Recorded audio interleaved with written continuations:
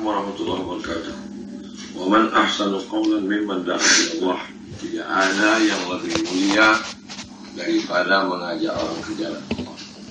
Orang yang paling rugi adalah orang yang telah hidup di dunia, pernah bernafas dengan udara dari Allah, dari paru dari Allah, tapi tidak dipakai untuk mengajak orang ke jalan Allah.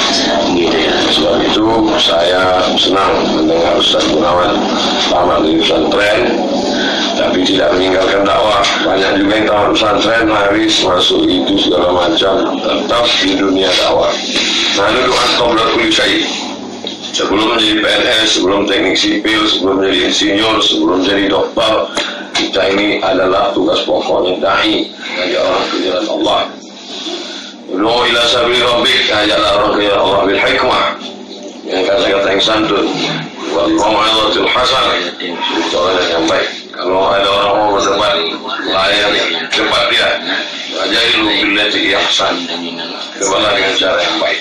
Nah, doa la qudat, kita ini da'i, ngajak orang ke jalan Allah, bukan hakim yang membawa fal mengponis orang.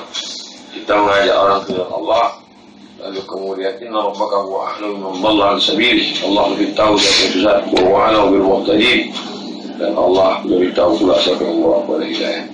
Ada yang berdakwah dengan kekuasaan, ada yang berdakwah dengan lisan, ada yang berdakwah dengan ilmu, ada yang berdakwah dengan kitab. Mudah-mudahan kita semua selalu menjadi orang yang mengajak orang ke jalan Allah dan bersatu bersama Rasulullah SAW. Mudah-mudahan istiqamah. Terima kasih. Assalamualaikum warahmatullahi wabarakatuh. Assalamualaikum warahmatullahi wabarakatuh. Wa man ahsanu